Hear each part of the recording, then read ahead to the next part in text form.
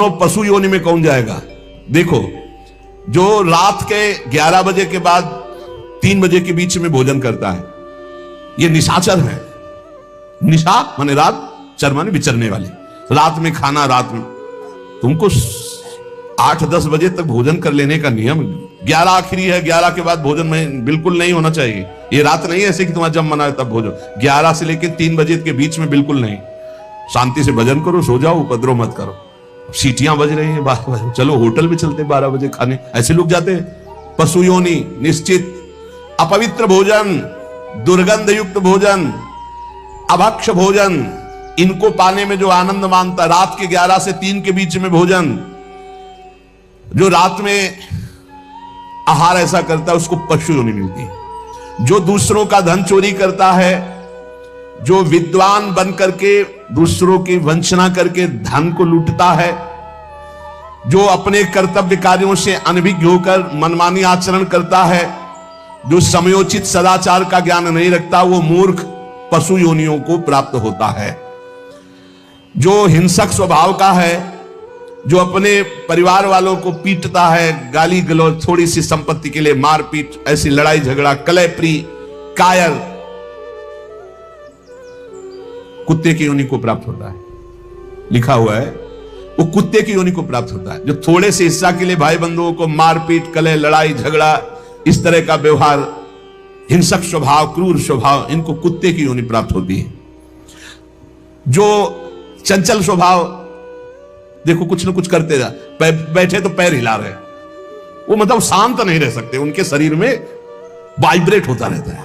Vibrate जैसे mobile नहीं झनझनाता रहे, वो झनझनाते रहे। सुन ले भाई क्या बनोगे। और जो दूसरे के भोजन के लिए लालायित रहता है, कहां से निमंत्रण आ जाए, कैसे हो जाए, क्या व्यवस्था बन जाए, सुनो। और जब चलता है ना तो बेढंगे ढंग से चलता है, बेढंगे ढंग। और दूसरों की वस्तु देकर लुभायमान होकर छीनने का स्वभाव करता है, उसका अगला जन्म बंदर का मिलेगा। जो वाणी से सदैव कटु बोलता है, कुटुंबियों से द्वेष करता है, लोगों की चुगली खाता है, उसे अगला जन्म सर्प योनि का मिलेगा। कुटुंबियों से द्वेष करता है, दूसरे की चुगली खाता है, उद्वेगजनक वचन, उद्वेग माने भारी क्लेश पहुंचाने वचन, दूसरे की निंदा करना, चुगली करना, तो विषधारी सर्प बनता है। जो शरीर से बलवान दीन जनों के ऊपर आक्रमण करके खूब पिटाई मार करना, माता पिता को मारना, ऐसे गरीब जनों को, दीन जनों को मारना, निर्लज्ज और मांस भक्षण करने वाला, उसको अगले जन्म में क्रूर मांस भक्षी, जैसे हाइना, सिंह, सियार, ऐसी योनियों को दिया जाता है। क्रूर हिंसक पशु सिंह जैसे है, जैसे लकड़बग्घा है ना, लकड़बग्घा है, भेड़िया है, ऐसे जो मांस भक्षण करने वाले हैं, जिनकी आवाज दूसरों को सदैव दुख ही देती है। बोलने का मतलब है दुख ही देना। जो दूसरे को, अब जैसे जा रहे हैं, जंजीर खींचा, वैसे ऐसे वो गिर गए, उनके अंग भंग हो रहे हैं, वो समझ रहे 30-40 हजार की सोने की चैन खींच ली तो हम ब्रह्मा बन जाएंगे। देखो उनको क्या बनना पड़ेगा। जो दूसरों को भय प्रदान करते हैं, दूसरों की संपत्ति छीन लेते हैं, ऐसे लोग अजगर योनि को प्राप्त होते। भूखे मरो जब कभी अवसर मिल जाए तब। ऐसे ये जो दूरदृष्टि न रख के वर्तमान दृष्टि रख करके केवल भोग के लिए दूसरे के दुख का कारण बनते हैं, केवल उनके चिंतन ये चलता रहे, कहां से क्या खा लूं, कहां से क्या उठा लूं, कहां से क्या, बोले हाथी की योनि को प्राप्त होते हैं, वो पशु हाथी योनि को। इस तरह से 83,99,999 योनियां हैं। जो भजन नहीं करते, भगवत विमुख हैं, उनको सब क्रमशः ये प्राप्त होती है। उपासक को चाहिए कि कम से कम इतना तो कर ले कि अगला जन्म मनुष्य का हो जाए, फिर भजन करे अगर कोई कमी रह गई हुई।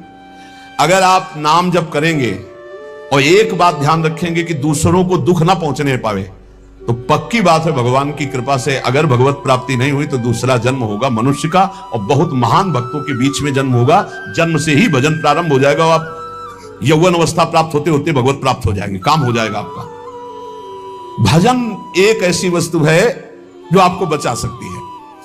अब इसमें कह रहे हैं कि जैसे आप भजन मार्ग में लगे हुए हो और आपको कोई गाली दे रहा है, आपने पलट के गाली दे दी तो आपका भजन क्षीण हो जाएगा। इसलिए भजन को बचाने के लिए कह रहे, अकार पण्य मपारुष्यम संतोषा सर्दधानता। ये ब्रह्म ऋषियों की बातें हैं, बहुत काम की बातें हैं।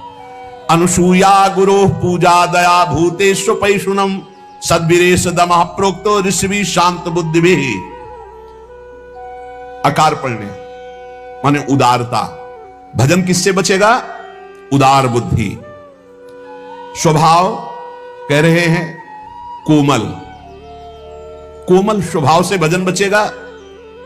संतोष वृत्ति से भजन बचेगा। गुरु इष्ट पर श्रद्धा वृत्ति से भजन बचेगा। दोष दृष्टि किसी पर ना हो, इसका अभाव हो, इस तो भजन बचेगा। गुरु शुश्रूषा सेवा से भजन बढ़ेगा। प्राणियों पर दया तो भजन बढ़ेगा। किसी की भी चुगली ना करना, संत और ऋषि मुनियों का संग करना, इससे भजन बढ़ता है, पचता है। भजन किससे नष्ट होता है? तो कह रहे हैं जब अवमाने न कुप्पेत सम्माने न प्रहस्यति सम दुखो सुखो धीरा प्रशांति इति कीर्त्यते। जब तुम्हारा अपमान हो और तुम उसका बदले में अपमान कर दो तो तुम्हारा भजन क्षीण हो जाएगा। और यदि अवमाने न कुप्पेत, अगर तुम्हारा अपमान हो रहा, तुमने क्रोध नहीं किया, तुम्हारा सम्मान हुआ, तुमने सम्मान स्वीकार नहीं किया, बचना भाई, इससे बचना, ये अगला जन्म नहीं होने देंगे। अगर ऐसा उदारता, कोमल स्वभाव, संतोष, श्रद्धा, दोष दृष्टि का अभाव, गुरु सेवा, प्राणियों पर दया, चुगली ना करना, निश्चित निश्चित अगला जन्म नहीं होगा। आप अपने भजन को बचाएं। जब कोई आपका अपमान कर रहा हो तो आप उसके बदले में उसका अपमान ना करें। यदि आपको क्रोध आ गया अपमान करने पर तो आपका भजन का फल क्षीण हो जाएगा।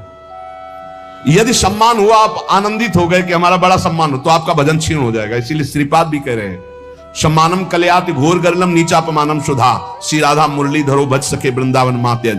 जब कोई सम्मान करे तो उसे भारी विष के समान समझो। सम्मानम कलयाति घोर गर्लम, जैसे बढ़िया खीर मिल रही हो, कान में कोई आके कह दे विष पड़ा है तो आप नहीं खाओगे, ऐसे ये सम्मान प्रणाम नमस्कार वाहवाही ये तुम्हारे भजन के नाश करने के लिए है, ये विष है, इसे मत पीना, स्वीकार मत करो। विश्व नमन करे करने दो, तुम स्वीकार मत करो, तुम हर्षित मत हो। और जब अपमान हो तो उसका अपमान करने वाले का कभी अपमान न करना। धीर पुरुष, प्रशांत पुरुष अपने भजन को ऐसे बचा ले जाता है। जैसे कोई अपमान कर रहा है, बहुत बड़ा अमृत है, सच्ची मानिए। जिसका अपमान हो रहा है वो साधु पुरुष जब अपमान सह जाता है तो उसका भजन बढ़ता है, वो सुख से भगवान में शयन करता है। और जब अपमान हुआ और अपमान दूसरे का कर देता है तो उसका भजन क्षीण हो जाता है, अशांत होकर के फिर जगत में शयन करता है। अपमान करने वाला जब कोई सामने से अपमान सह जाता है तो उसका सहन करना उसके नाश का कारण बन जाता है। अपमान करने वाले का निश्चित नाश हो जाता है जब उस सामने वाला बोले ना, केवल चुप रहे। यह बड़ी बात है, पर बहुत कठिन है। उस समय जब कोई अपमान कर रहा है, निंदा कर रहा है, आप शांत हैं, इसका मतलब आपके ऊपर गुरु कृपा है और आप अपने भजन को पहचानते हैं, भजन बचाना चाहते हैं। अपमानित होने पर चाहिए कि अपमान करने वाले की ना बुराई सुने ना बुराई करे। जैसे कोई आकर बहुत नीच आदमी आपको गाली दे रहा था, कान में अंगुली डालो, नहीं भाई वो नीच नहीं, भगवान उसके अंदर बैठकर मेरी परीक्षा ले रहे थे, मुझे पुष्ट कर रहे थे, वो नीच कैसे हो सकता है? अपने भजन पर दृष्टि रखे, ना उसकी निंदा करे, ना उसकी निंदा सुने, ना उसका बुरा चाहे। यद्यपि इसमें लिखा हुआ है कि जो अपमान करने वाला है उसका सर्वनाश हो जाता है। ऐसे महापुरुष का अपमान जब करे कि वो बोले ना केवल, तो वो अपमानित करने वाला पुरुष स्वयं नाश को प्राप्त हो जाता है। ये बड़ी बात है। कह रहे तिष्ठेद औमंता विनश्यति। अगर वो अपमान जिसका कर रहा है वो महात्मा भजन करने वाला शांत है, कुछ नहीं बोल रहा है, वो तो सुख से शयन करेगा परमात्मा में और उसका भजन सुरक्षित बच गया और जो भी कलमश हुआ होगा वो भस्म हो गया। लेकिन अपमान करने वाला बोले विनश्यति, उसका नाश पक्का हो जाएगा। अपमानित होने पर साधक को चाहिए कि कभी अपमान करने वाले की ना बुराई सुने और ना बुराई करे, उसका भजन बच जाएगा, भगवान की कृपा हो जाएगी। अमृतस्यैव तृप्येत अपमानस्य योगवित् विषवच्च जुगुप्सेत सम्मानस्य सदा द्विजः। साधक को चाहिए कि अपमान को अमृत के समान पान कर ले, नीचापमानम सुधा। देखो साधक, अपमान को अमृत के समान, जब कोई अपमान कर रहा हो तो ऐसे खुश होना चाहिए काम बन गया। भगवत प्राप्ति में जो बाधक भाव है, इसके अपमान करने से भस्म हो जाएंगे, भगवान हम पर प्रसन्न होंगे। मौन, कभी उसकी तरफ रुद्र दृष्टि से भी न देखो, अपमान करने, ये भागवतिक लक्षण है। अमृतस्येव तृप्येत अपमानस्य योगविति, अमृत है अपमान। पर देखो ध्यान दीजिए, यदि आपकी कोई निंदा कर रहा है और सही में कर रहा है निंदा, तो तुम्हें सुधार करना चाहिए। वो तुम्हारे लिए अमृत नहीं है, वो विष है, सुधार करो। और अगर वास्तविक हमारी कोई गलती नहीं, हमारा अपमान, हमारी निंदा हो रही, तो नाचना चाहिए कि बहुत बड़ा विघ्न नष्ट हो गया और भजन में हमारी उन्नति अब पक्की होगी, पक्की उन्नति होगी, लौकिक और पारलौकिक। विषवच्च जुगुप्सेत सम्मानस्य सदा दीजिए। साधक को चाहिए कि सम्मान से ऐसे बचे जैसे विष भरे भोजन से बचा जाता है। सम्मान स्वीकार न करें, प्रणाम नमस्कार ऐसे। श्री हरिवंश कोई कह रहा है, अब अगर पंचांग प्रणाम कर रहा है आप भी नमन कीजिए और निकल जाइए, व्यवहार मत बनाइए, दोबारा वो ना प्रणाम करे ऐसी भावना रखिए। अगर ज्यादा आप उससे प्यार करेंगे कि ये प्रणाम कर रहा है, तो सम्मान स्वीकार कर रहे हैं। सम्मान देने वाले से ज्यादा प्यार नहीं किया था। जल्दी, सम्मान विष है और अपमान करने वाले को प्यार दृष्टि से देखा जाता है। आप बड़े हितैषी हो, हमारा भजन बढ़ेगा, भगवान की प्राप्ति होगी। पर ऐसी अपनी तरफ से चेष्टा ना करे कि कोई अपमान करे। अपमान से सदैव तप की वृद्धि होती है। अपमानात तपो वृद्धि, सम्मानात तपः क्षया। सम्मान स्वीकार करने पर तपस्या भजन क्षय हो जाता है, और अपमान होने पर तपो वृद्धि, उसकी तपस्या की वृद्धि होती है। अर्चिता पूजितो विप्रा दुग्धा गौरी गच्छति। जो अपनी पूजा कराने लगता है, अपने प्रणाम स्वीकार करने लगता है, तो जैसे दूध देने वाली गाय दुर्बल हो जाती है, ऐसे वो तपहीन हो जाता है जो भारी प्रणाम नमस्कार पूजा स्वीकार करता है। स्वीकृति नहीं होनी चाहिए। पुनराप्याप्यते धेनु सतृणैः सलिलैर्यथा एवं जपैश्य होमैश्य पुनराप्याप्यते द्विजा। साधक को चाहिए कि यदि प्रणाम नमस्कार बहुत करवा चुका है, ऐसा लगा कि मेरा तप क्षीण हो गया, तो बंद कर दे प्रणाम नमस्कार और एकांत में बैठकर, जैसे गाय को फिर अच्छा अच्छा चारा पवाया जाए तो पुष्ट हो जाती है, ऐसे अपने साधन भजन करे, प्रणाम नमस्कार से दूर हो जाए।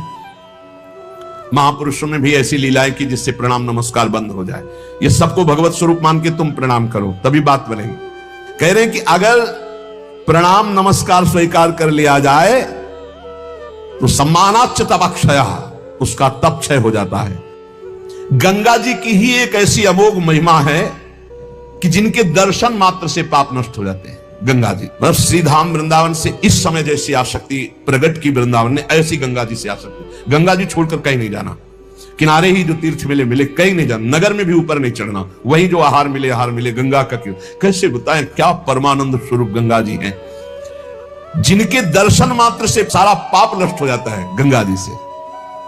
और आपको बताएं अधिकतर बड़े महापुरुषों का दर्शन गंगा किनारे, जो प्रकट में थे और जो अप्रकट थे। नानक देव जी का पहला साक्षात्कार गंगा के किनारे हुआ। वृंदावन पावन पुलिन, ये सब गंगा की रेती पे। वृंदावन पावन पुलिन प्रियालाल, ये गंगा की रेती सेनपुर। साक्षात गंगा से प्रकट होती हुई सिद्ध मां, बड़े चमत्कार गंगा मैया के, बड़े चमत्कार, अद्भुत। मतलब वाणी लड़खड़ाती है उनकी महिमा को, कहते हैं कि वो महिमा तो इस जीवन में देखिए ना, इसलिए बड़ी दिव्यता गंगा जी में। गंगा जी के नाम का स्मरण मात्र करने से पाप थर्रा जाते हैं। जो गंगा जी की डुबकी लगाता है वो महापापी भी पावन हो जाता है। विश्वास हो जाए, विश्वास हो जाए। गंगा जी में स्नान करके, आचमन करके, गंगा में ही जब पितरों का तर्पण किया जाता है तो पितरों को बहुत तृप्ति होती है और पितर मुक्त होने लगते हैं। जैसे अग्नि के संसर्ग से रुई भस्म हो जाती है, ऐसे ही गंगा जी के स्पर्श से शारीरिक, मानसिक, वाचिक तीनों प्रकार के पाप भस्म हो जाते हैं। गंगा गंगेत यो ब्रूयाद योजना नाम सतैरपि। जो 100 योजन दूर, 400 कोस दूर से गंगा गंगा गंगा बोले, मुच्यते सर्व पापेभ्यो विष्णुरुकम स गच्छति। वो शरीर निष्पाप हो जाएगा, वो वाणी निष्पाप हो जाएगी, उसका मन निष्पाप हो जाएगा और वो भगवत धाम का अधिकारी हो जाएगा। जो 400 कोस दूर से भी गंगा गंगा गंगा, सब गोरा ही गोरा है। गंगा जी गोरी, महादेव जी गोरे, तो फिर उन्होंने उठा के फेंक दिया ऐसे गोरे प्रेम रसासों में। कभी सोचा नहीं था कि कभी वृंदावन, कभी सोच में ही नहीं था वृंदावन। बड़ी अनन्य बात है, इतनी निर्भयता थी अब गंगा किनारे तो गांव में लोग ऐसे ही लाश प्रवाहित करते हैं ना, कुत्ते वहां के बहुत प्रवीण होते, बीच धारा से घसीट के लाश ला के ऐसे, और वहीं किनारे हम भी पड़े हुए हैं, वहीं वो चीत रहे, कोई फर्क नहीं पड़ता, एकदम निर्भयता। भगवान शिव की अनन्यता।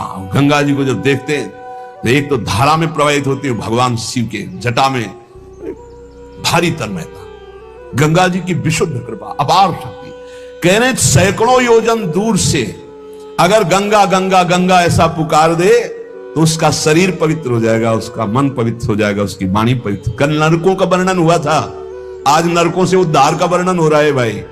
गंगा जल का आचमन करने वाला, गंगा जल का स्नान करने वाला, गंगा की धारा का दर्शन करने वाला और 400 कोस दूर से गंगा गंगा गंगा ऐसा उच्चारण करने वाला नरक नहीं जाएगा। कल जब नरकों का वर्णन हुआ था तो कई लोगों की बातें आई थी कि हमारे 38 के 38 हमारे में लक्षण है, अब क्या होगा। कोई कहता हमें 5 है, कोई कहता हमें 2 है, इसका मतलब नरक जाना पक्का है। तो आज उसकी काट सुन लो। नाम संकीर्तनम यस्य सर्व पाप प्रणाशनम। करना मत अवलो नसानी अबना न सही हो, पहले नियम लो कि आज के बाद नहीं करेंगे। नाम कर संकीर्तन करो, प्रभु का चरणामृत पियो, कभी अवसर मिले तो गंगा जी के समीप जाके साष्टांग दंडवत करके डुबकी लगाओ, आनंद पूर्वक खड़े होकर कुछ देर नाम जप करो, नरक वरक नहीं मिलेगा, सब बढ़िया मंगल हो जाएगा, पर करना ही पड़ेगा। कह रहे जो गंगा जी में स्नान के लिए कभी नहीं गए, ना गंगा जी का नाम लिया, ना गंगा जी पे श्रद्धा करते हैं, ऐसे लोगों की जीवन में जो आचरण बनते हैं वो बड़े निरर्थक होते हैं और ऐसे लोगों की ही दुर्गति होती है। पर गंगा जी का एक बार का स्नान निष्पाप कर सकता है, पूर्ण विश्वास होना चाहिए। एक बार हरिद्वार में बहुत लोग गंगा स्नान कर रहे थे, पार्वती जी ने कहा कि देखो इन सबका उद्धार पक्का हो गया, क्योंकि हम देवी की महिमा को जानती गंगा की, ये सब स्नान करके, पूर्णिमा का पर्व है, ये स्नान करने पक्का निष्पाप हो गए। महादेव जी ने कहा नहीं नहीं। बोले क्यों प्रभु? बोले इनमें कोई गंगा स्नान कर रहा है, सब पानी में डुबकी लगा के आ रहे हैं, गंगा में थोड़ी लगा। बोले प्रभु आप भी एक आश्चर्य में बात करते, साफ देखो ना कितने भाव से नहा नहा के आ रहे हैं। बोले अच्छा इनको विश्वास नहीं गंगा जी पे, इसलिए पानी पे डुबकी लगाते हैं, कोई एक होगा जिसे विश्वास होगा। देखो अभी हम परीक्षा करते हैं। रास्ते में बैठ गए कि जैसे गिर गए हो ऐसे वृद्ध का रूप रख के गिरे हुए, अम्बा जी तो नवीन रूप धारण करके बोले जो निकले उससे जो हम कहें सो कहो। तो जो महादेव जी ने सिखाया तो कहते भैया ये हमारे पतिदेव गिर गए, थोड़ा हाथ सहयोग दीजिए, पकड़ के उठा दीजिए, अकेले उठ नहीं रहे, आप आइए। और जब कोई आने लगे तो कहना निष्पाप पुरुष ही हमारे पति को छू सकता है, अगर पापी छुआ तो भस्म हो जाएगा, बस इतना तुम्हें बोलना है, ठीक है। अब जो निकलते बोले भैया आप गंगा नहा के आ रहे हो? बोले हाँ। तो बोले आप तो निष्पाप हो ही गए होगे, हमारे पति फिसल के गिर गए, हमारे पति निष्पाप हैं, और जो निष्पाप पुरुष इनको निकाल सकता है, अगर कोई पापी छू लिया तो भस्म हो जाएगा, आप सहयोग करो। बोले गंगा तो नहा के आए पर पाप बहुत तो हुए, अगर कहीं पाप नष्ट न हुए हो तो भस्म ही हो जाएंगे।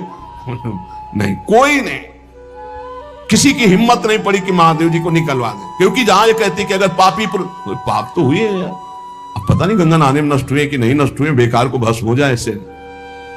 उनमें एक आदमी सरल भाव से गंगा गंगा गंगा माँ गंगे स्नान किया और बोले भैया हमारे पति को निकलवा। बोले अच्छा भैया लुटा रखा। बोले भैया एक बात सुन लो, हमारे पति निष्पाप हैं, अगर पापी पुरुष छुएगा तो भस्म हो जाएगा। बोले मैया आपको विश्वास नहीं, गंगा मैया में स्नान करके आ रहा हूं, अब भी पापी हूं। और तत्काल भगवान बाहर निकाल के सीखे। जब चला गया तो भगवान शिव ने कहा ये केवल गंगा स्नान करके आया, इसकी अर्थात भाव विद्यते देवा ना पाषाणे ना मूर्तये। यदि हम भगवान के नाम, भगवान के धाम, भगवान के इन पावन तीर्थों पर दृढ़ विश्वास करते तो बहुत जल्दी लाभ प्राप्त होता है। ये विश्वास के लिए सुनाता है शास्त्र, ऋषि मुनि सब, ये विश्वास के लिए सुनाते। हमें दृढ़ विश्वास कर लेना चाहिए कि अब हमारा कल्याण तो हो ही गया। जैसे गंगा जी क्या है? भगवान श्री कृष्ण का चरणामृत है। गांगम वारी मनोहारी मुरारी चरणच्युतम त्रिपुरार शिरश्चार, जिसे भगवान शिव मस्तक पर धारण किए। अपने लोग रोज चरणा